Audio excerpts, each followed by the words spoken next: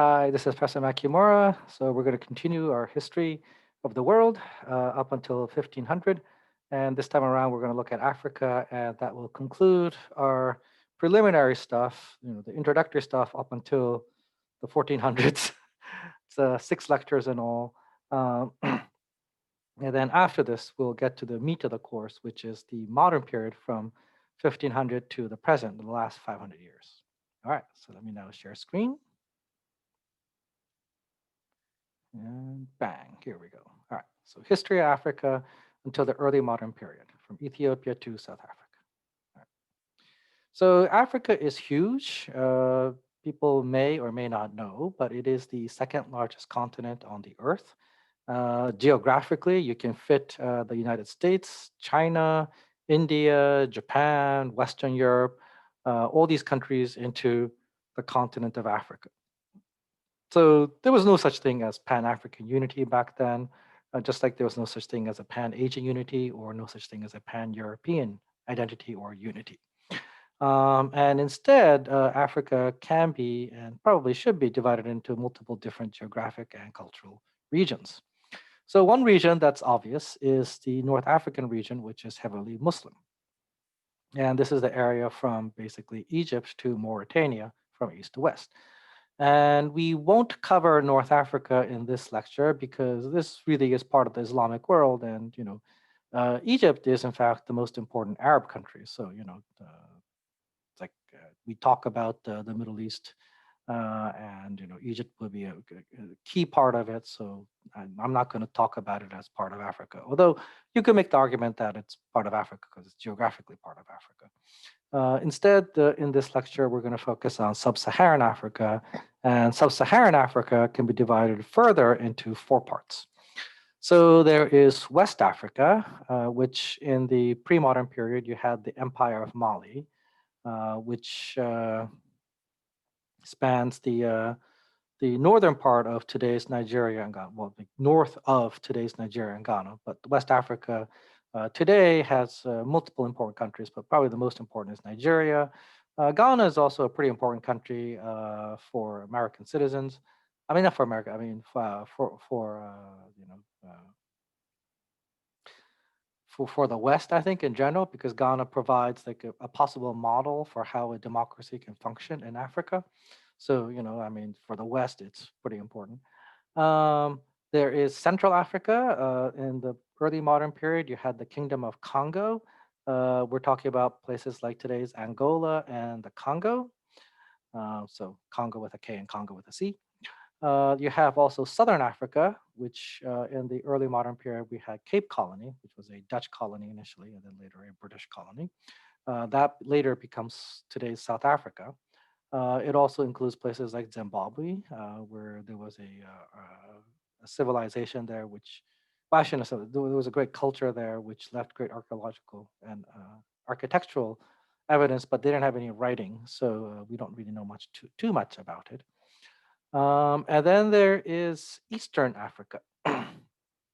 So Eastern Africa can be subdivided further into the eastern coastal parts. So in the early modern period, there'll be places like Zanzibar. Today, we're talking about places like Somalia and Kenya on the coast. And then there's Eastern Inland Africa, which in the past would be places like Ethiopia and Nubia, and still continue today is Ethiopia and places like Sudan, and the inland parts of Kenya. Right. So uh, Africa is huge, and you can divide it up into various parts. Just like Asia is huge, and we've divided Asia into the Middle East, India, Southeast Asia, China, and Japan into 5 parts. I should probably also include Central Asia, so that's 6. And here we're dividing Africa into North Africa, West Africa, Central Africa, South Africa, East Africa, and Eastern Africa divided further into Eastern Coastal and Eastern Inland. So it's a total of 1, 2, 3, 4, 5, 6 regional divisions for Africa. Although we're not going to talk about North Africa, but you get the picture, right? It's huge. So just like Asia, you divide it up. All right. So the other thing about Africa is that the environment is very harsh. It is the second largest continent, but you had a lot of diseases, tropical diseases, and various types of parasites in there. And Africa is also the oldest continent, so the soil conditions are pretty poor. And the rainfall is not as steady as in other parts of the world. So these things combined actually, prevented a heavy population, or like a high population density in Africa. Africa was very sparsely populated, even though it is the birthplace of humanity. So, for example, to give concrete examples of this, around 280, the estimated population of all of Africa was around 20 million people, of which half lived below, you know, the Sahara Desert. So that means about 10 million people lived in North Africa. And of those 10 million, I'm assuming that the bulk of them lived in places like Egypt, right? The heart of the Nile River region. That the Nile River delta. I mean, the Nile River was a very heavily populated area, but the rest was not. Um, and as late as the 1700s, the estimated population was around 19 million people. And in fact, there are people who say that up until the early 1800s, the population doesn't actually increase and in fact goes down. Now, I don't know if it actually goes down, but I'm definitely with them when they say that the population didn't increase. And a good chunk of the blame for that can be given to the slave trade. The slave trade raided the inland parts of Africa, and it depopulated certain parts, and all these young people were basically shipped overseas. And so when you lose young people, obviously they can't have kids, and so it's hard for the population to grow. Now let's compare that to China, just one country in Asia. Around 200 AD, the population of China was around 60 million people. Now that population will crash in the collapse of the Han Dynasty to something like 20 million people, but still, right in AD 300, the population of China is the equal of the population of all of Africa. And by 1500, the population of China is around 100 million. And by the time you hit that 1700 mark, where Africa has only about 90 million people, estimate is that China has a population of 300 million people. A similar story can be told about India. India's population by 1900 for sure has reached 300 million, and by 1800 is pretty high up there. It's not like as high as China's was, but it's certainly over 100 million people. So you know it's like this one country in China, one country India, basically rivals the entire population of all of Africa, including North Africa. So that shows you something. Now, in 1700, I don't think the population of Egypt was 45 million people. I don't think that was the case, but still, right? Even if the population of Egypt was like, I don't know, 10 million people or so, we're talking only about like 80 million people in sub-Saharan Africa. So I don't even know if there were 10 million people in Egypt. That's like, actually, I should look that up one of these days. But anyway, let's move on. So you have this low population density in Africa, and that meant that political organizations didn't really need to form into massive states like they did in China and India. And in various parts of Africa, you had the survival of gerontocracy. Gerontocracy is a form of government that you saw among hunter-gatherer groups and carried over in early agricultural societies uh, that rivaled theocracy. So up until now, we've seen a lot of theocracies, but another form of government that was pretty common in the early years of humanity was gerontocracy. And gerontocracy is ruled by the old. So instead of the priesthood who speaks on behalf of the gods ruling over the people, old people using their experience are revered, and the old people basically have a council and they run the show. Um, and if you stop for a moment and think about it, this was actually the case in places like ancient Rome, right? In ancient Rome, you had the Senate. The Senate was specifically, well, not specifically, but the Senate was supposed to be a meeting of the old people of the Republic, right? So the wisdom of the old age was gathered in one location, and that was supposed to oversee the functioning of the government. So gerontocracy is not weird. It's pretty normal, and you see that in various parts of Africa. In fact, I find it stranger that Africa didn't have that much theocracy. Um, I would have thought that there'd be more theocracy. But as far as I know, right, like the Nile River had ancient Egyptian theocracy where the pharaoh was the god and the king. Um, but as far as I know, there aren't that many theocracies in Africa. Now, I could be wrong. I mean, there could just be lots of theocracies. It's just that we have no historical records of it, so there's no way to know. All right. The other logical conclusion from the fact that you have a low population density is that the point of warfare is like the point of warfare in Southeast Asia. The goal is not to conquer land to satisfy the number of people in your own country. The goal is to capture people. The goal is not land, the goal is people.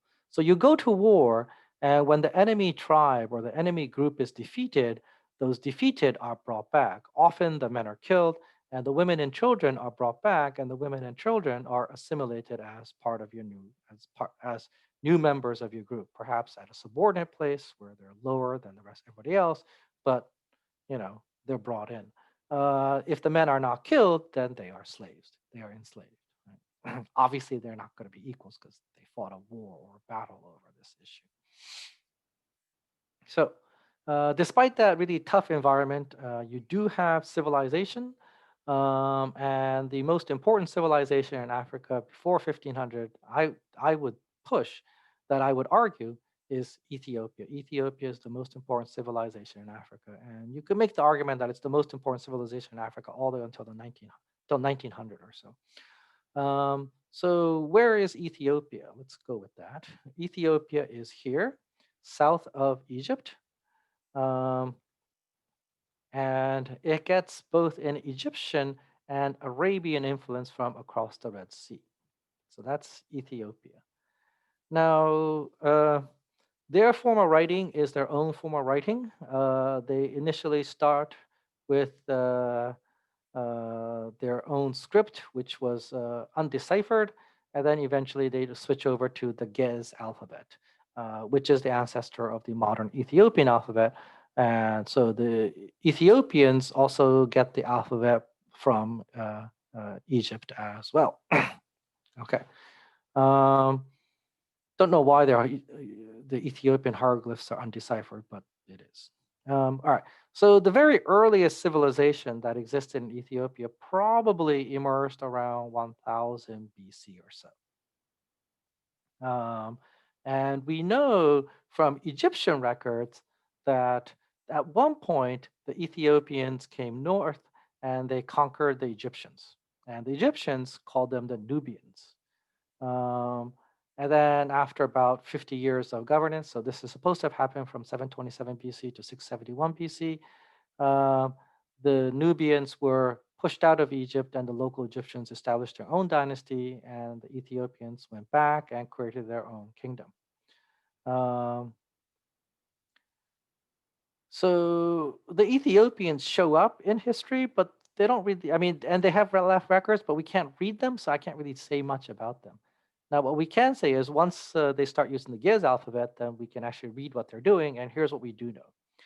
By around 100 AD, a new dynasty has formed, and this new dynasty is the Solomonic dynasty. So the Solomonic dynasty is a dynasty that claims descent from King Solomon and the Queen of Sheba.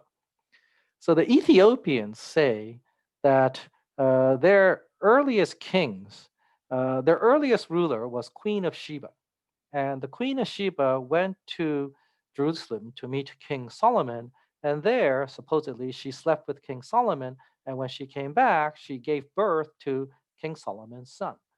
And so you can actually trace this lineage either through the male line, in which case they claim descent from King Solomon, or from the female line, from the women's side, in which case they claim descent from the Queen of Sheba.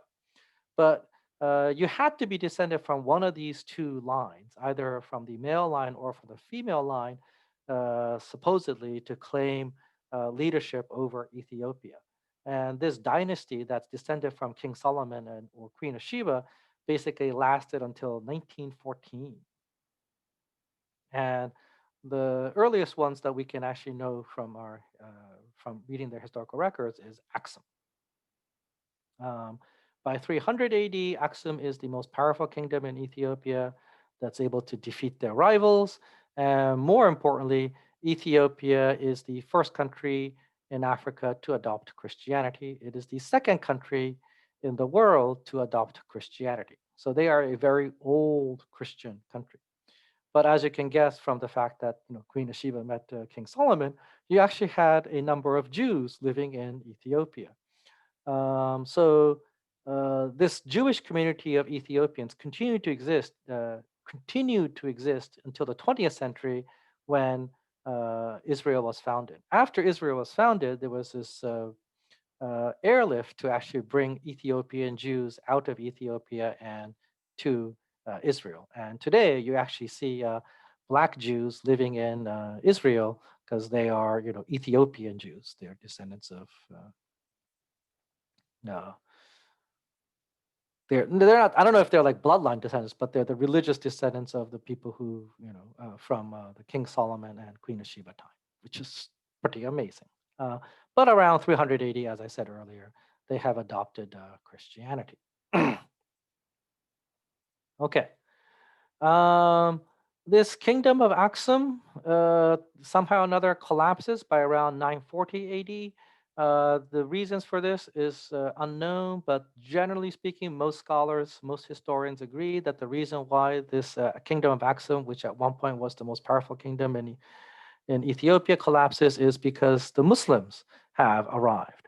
The irony here is that when Muhammad left Mecca to go to Medina, another place that early Muslims went for refuge was actually Ethiopia, and the Ethiopians actually welcomed the Muslims and allowed them safe refuge.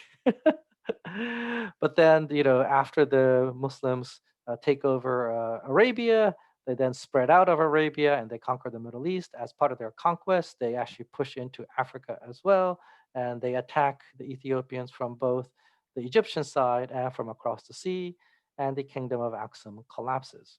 With the collapse of the kingdom of Aksum, the coastal areas, which the old kingdom of Ethiopia used to control, basically is lost, and the coastal areas are now all controlled by Muslim rulers, which means the Ethiopians are now screwed because they can't conduct trade into the Red Sea. And without being able to conduct trade into the Red Sea, they can't trade with Egypt or with India by the ocean. So the Red Sea trade is key, but they lost that access to the ports. They lost access to ports here and they lost access to ports here, whereas the old Aksumite kingdom would control all of this. All right. So after the collapse of Aksum, supposedly there was this kingdom that was called Zagwe that emerged, but this kingdom called Zagwe also collapses by 1270 AD. The kingdom of Zagwe claims that they married, the first king of Zagwe would marry the last Aksumite princess, the last princess of the kingdom of Aksum. And so from the female line, they claim leadership over Ethiopia. But about 400 years afterwards, so or 370 years afterwards, in 1270, the kingdom of Abyssinia, otherwise known as Ethiopia, as the country is known today, is established, and the kingdom of Ethiopia says that the founder of the kingdom of Ethiopia, the kingdom of Abyssinia, says that they're founded from the Solomonic side, from the father's side, and they take over, Ethiopia in 1270. Now, initially, this takeover is aided and abetted by the local Muslim kingdom, but eventually the Ethiopians and the Muslims don't get along and they fight multiple wars along their border. Again, one is because of economic reasons. The Ethiopians want access to the sea, the Muslims will deny that. And the other reason is also religious. Remember that as far as if you are born as a Muslim, you cannot be turned into a slave. So in Muslim kingdoms, if people convert to Islam, you don't have new slaves. And so one of the things you do is you go to non-Muslim kingdoms or non-Muslim areas and you raid, you capture people, and you bring them back and sell them into slavery. Um, if this happens in your country, obviously you will be too happy about it. And I imagine this is another reason why the Ethiopians did not get along with some of the local Muslim kingdoms, because they would allow slave raids into Ethiopia, which, you know, makes perfect sense to me. Like, so if your neighbor is doing slave raids into your country, why would you be friendly with them, right? So the sultanate that becomes the main rival of the Ethiopians is ultimately the Adal Sultanate by the time we get to the modern period. So Ethiopia and the Adal Sultanate will be rivals, and they would fight a major war, and this war would also link up with another, with outside forces that's talking more grandly about visions over trade. I'm talking specifically about the Portuguese and the Spaniards, but well, not Spaniards, but the Portuguese and the Ottomans. But we'll get to that next time. That's when we get to the modern trade. Okay, so now let's move out of East Africa to West Africa. So West Africa is the home of the Bantu people. The Bantu language is a widely spoken linguistic family that basically spreads from West Africa all the way down to Central Africa and to Southern Africa. Um, the Bantu linguistic family is kind of like the Germanic linguistic family in the Indo-European language. It's a large linguistic family where a lot of people speak various versions of it, and they're sort of intelligible, but not really. I mean, like if the Germanic language is close enough, they're very easily understandable. So, like for example, I would imagine, I have heard that the Scandinavian languages are quite similar to each other. So they're all part of the Germanic linguistic family, and Swedish and Norwegian is pretty darn close. So you can sort of understand each other if they're speaking in their own language, even if you don't know their other language. Okay. So the Bantu linguistic family. The Bantu linguistic family originates in the this area of the River Niger, right? On the southern part, or the River Niger flows like this, and it originates around here. And from here, the Bantu-speaking people spread this way, and they spread this way down south. So this way down south, and so this entire region is a region of Africa in which the Bantu-speaking people reside. Whoops. Yeah, this is it. Now, why did they spread? Well, the Bantu-speaking people basically had two technologies or two abilities, technologies, two know-hows that was advantageous compared to other people surrounding them. One was farming. They knew about farming, including herding, about herding cattle. So they could, grow food, and they didn't have to rely on hunting and gathering when other people around them did. And the other thing they knew is they knew ironworking. And well, if you knew ironworking, then obviously you can use that to make tools and weapons, and you'll stand at a greater advantage compared to others. And so the Bantu-speaking peoples basically, once they discover farming, including herding and ironworking, then they can spread far and wide in Africa. All right. Their religion is primarily a polytheistic religion, at least back then. Eventually, what will happen is from across the Sahara Desert, the Muslim merchants will arrive, and slowly they will convert they will convert the Bantu-speaking polytheistic people into Muslims. And then once they become Muslims, they will become obviously monotheists. This transition you can see at the time around the time of the Mali Empire. So uh, when does this transition happen? When do the Muslim merchants begin to arrive? This is actually a very important question. Some people say that the early Romans, well, I mean, early in history, even the Romans conducted trade across the Sahara Desert. This may or may not be the case. There's no way to know, but it's possible. And we certainly know that after the Muslim conquest of North Africa, Muslim merchants began to cross the Sahara Desert in large numbers. And it was these people that slowly began to convert the people of West Africa. Now, because they were the merchants who arrived that converted them, there was no conquest by the sword. The Africans themselves in West Africa decided to choose Islam. um, for various reasons. Probably one reason is, of course, trade, as stated in an earlier lecture. Islam is a religion that focuses heavily on trade, so they work with that. So once everybody converts to Islam, trade becomes more smooth, and so you might want to convert for that reason. Um, and from what we know, by 900 AD, Islam is pretty popular in the northern part of the Bantu world. So this area here, right, is Islam is pretty popular. North of that, from North Africa to the desert, this area has become more or less converted to Islam. Now you got to do is convert these people down here, the Bantu speaking peoples. By 1800, well, actually no, by 1500, it hasn't made that much headway. By 1800, you're going to see a situation in which the northern part will be Muslim, and the southern coastal part is going to be Christian. Because starting in the 1400s, late 1400s, you're going to see Christians arrive by boats. So Western Europeans arrive by boats, and they will convert the locals into Christians. So you'll get this, you know, Muslim area in the north, this Christian area and the side, and pockets of polytheists who still believe in the old religion in various parts of West Africa. All right. So Ghana, or the Mali Empire, right? So Ghana was a kingdom that existed around here.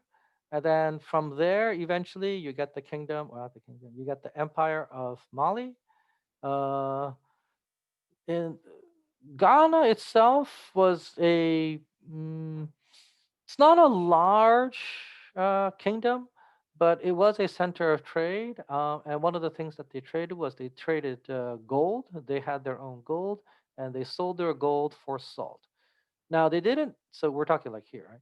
So they didn't get the salt from the sea. What they did was they got the salt from the Sahara Desert. So various parts of the Sahara Desert has these salt mines in which the local merchants or laborers dig for salt, and then that salt is transported across the Sahara to be exchanged for various goods from West Africa.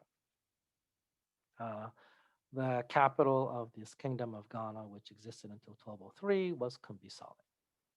All right. Now, the Mali Empire is the first full-fledged empire that exists that covers a vast area in West Africa, this huge area here. It encompasses not just Bantu-speaking peoples, but also non-Bantu-speaking peoples. And it's also a major mining region that produces lots and lots of gold. And with that gold, they encourage more trade. And key thing to notice here is that the trade is primarily a land-based trade based on camels. We're not talking sea-based trade going this way. It's a land-based trade.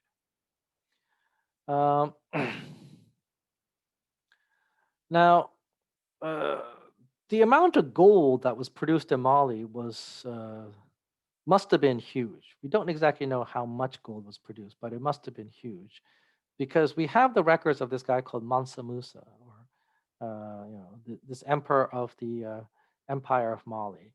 And Mansa Musa was a Muslim leader. And because Islam was relatively new, he didn't know that according to Islam, man can only have up to 4 wives. As emperor, he had gone with the past traditions and had many concubines. But after hearing that, according to Islam, you can only have 4 wives, he basically decided to go more in line with the teachings of Islam more strictly, and he only had 4 official wives in the end.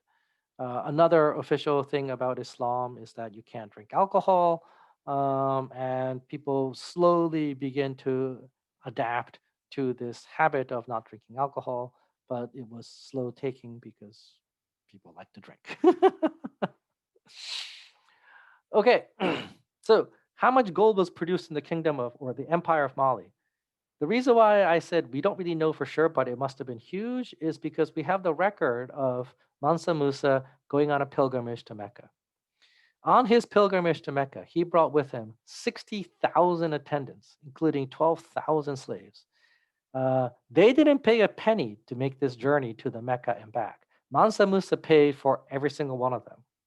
Not only that, when he was traveling through the country of Egypt, there's records that he would basically like reach into his pocket and just throw gold onto the streets as he was riding, through the streets of the cities of Egypt.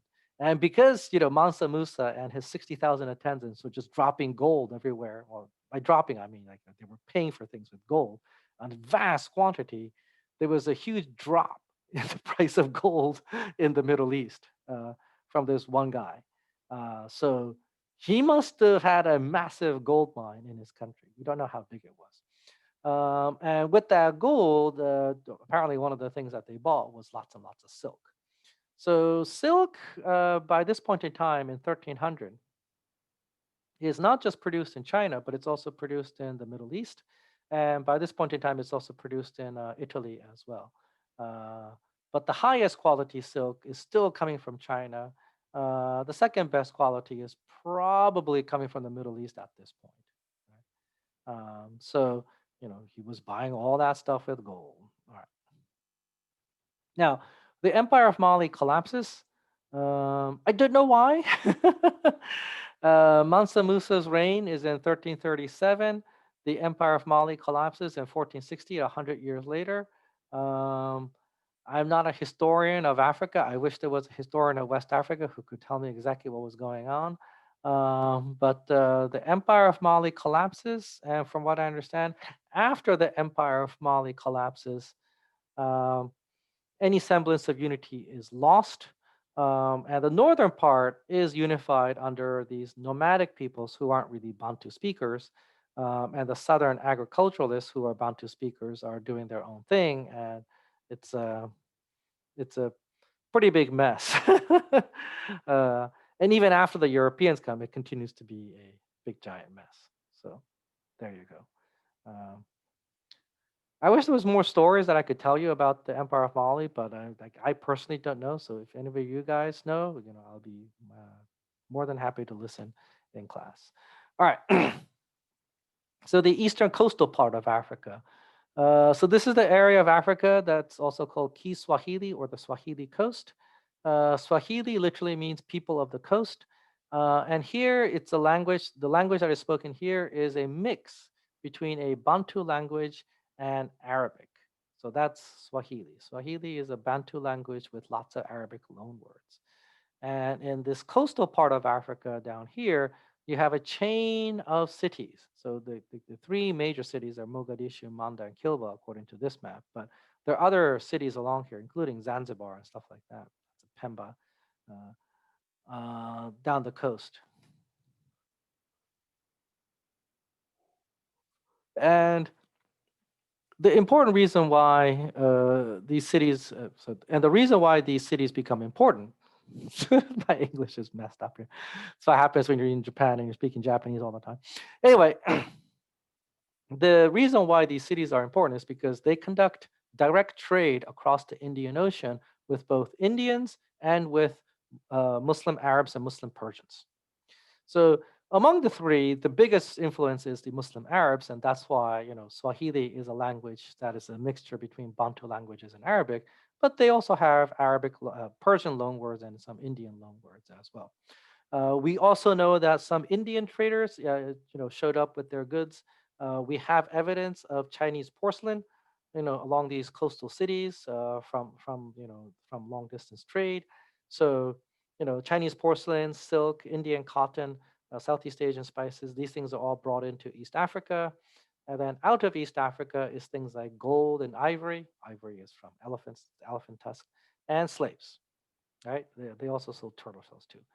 So the slaves, again, these coastal peoples, after their impact after the influence from the Arabs and the Persians, they have converted to Islam. So the slaves are from further inland.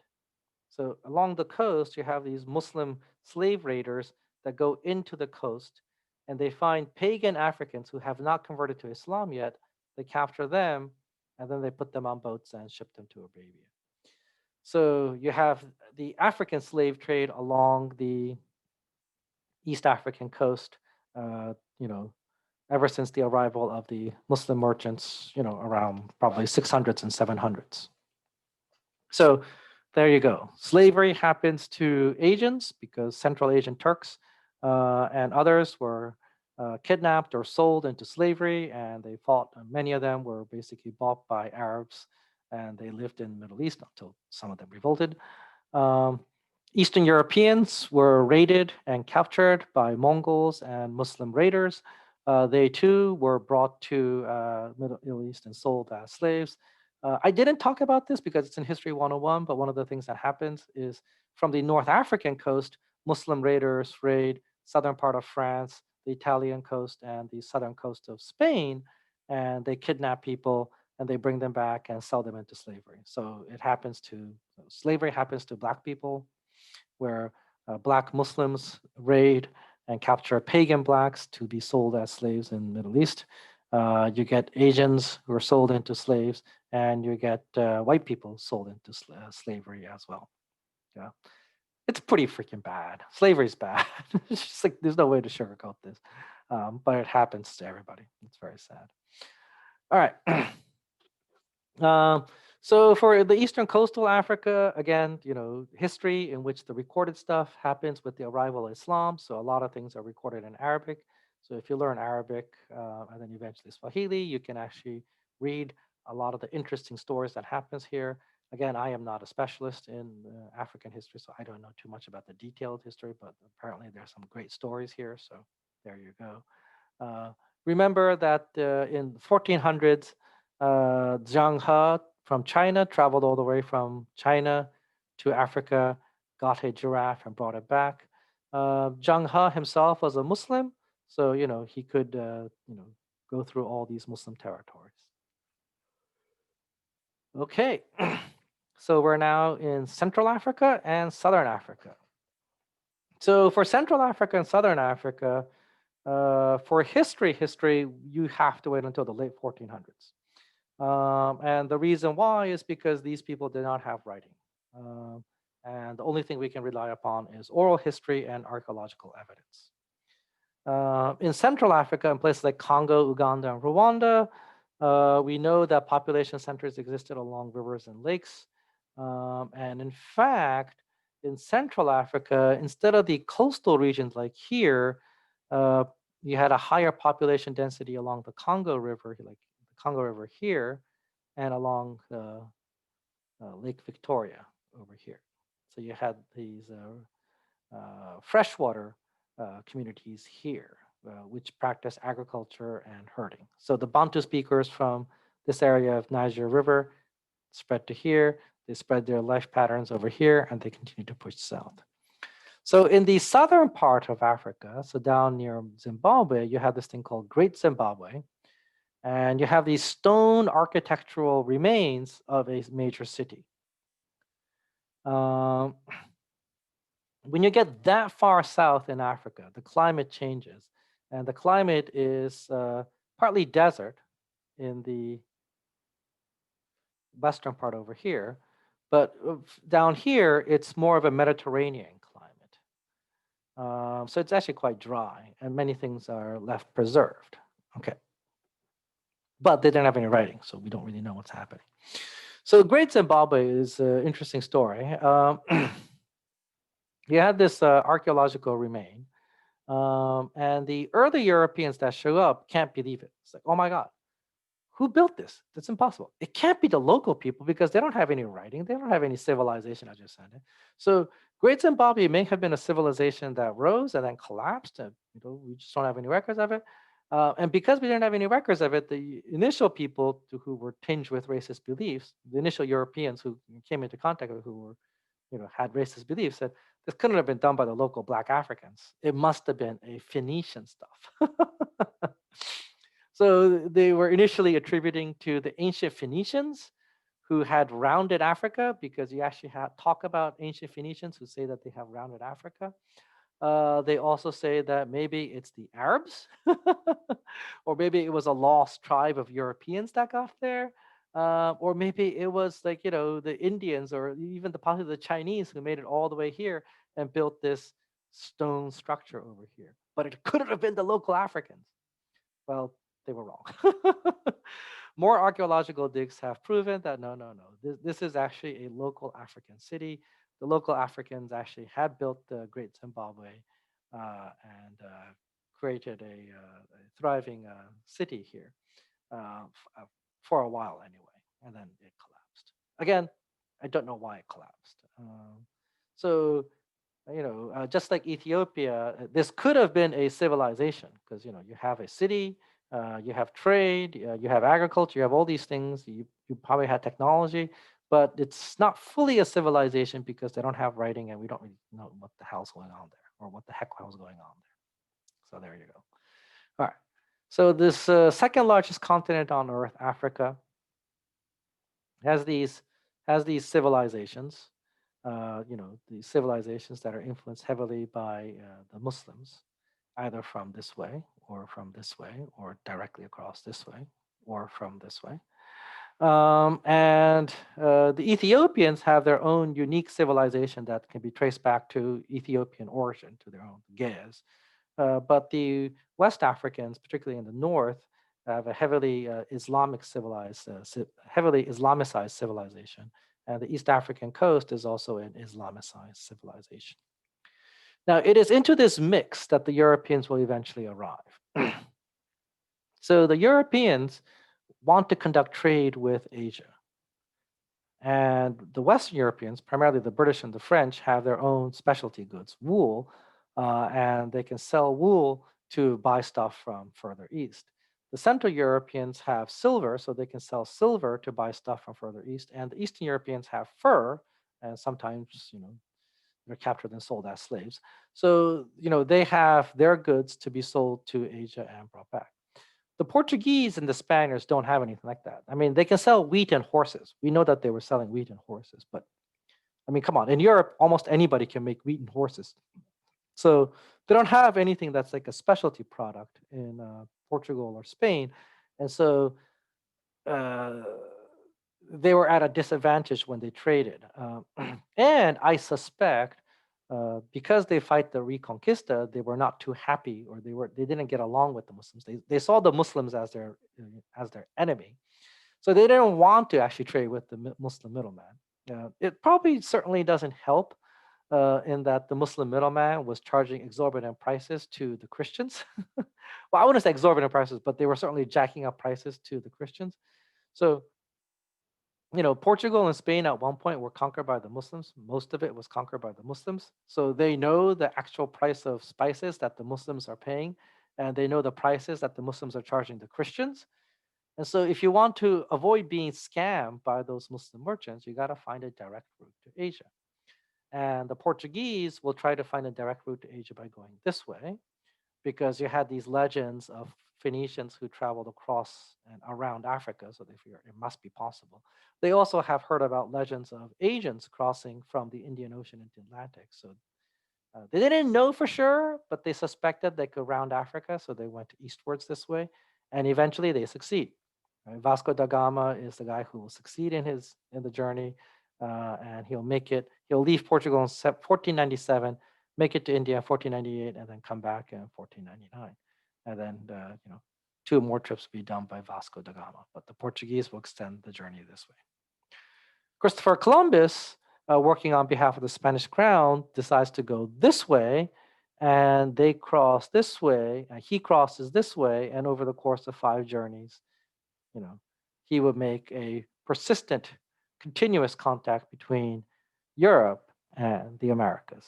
And in doing so, because the Portuguese have contacted with Africa this way, and because the Spaniards make contact with the Americas this way, all you have to do is make direct linked from Africa to the Americas, and then eventually you can get an Atlantic trade system that links Europe, Africa, and the Americas. And we will talk about that and the old world trade next time. So this was a relatively short video, unfortunately, but if you have any questions about this video, about this lecture, and you want to talk about Africa and stuff, I'm all ears, and I'll be more than happy to talk about and look at things in class with you guys. Then. All right, so that's it for now, and I'll see you guys in the next video on trade. when human beings have linked with each other and buy and sell goods. All right, take it easy.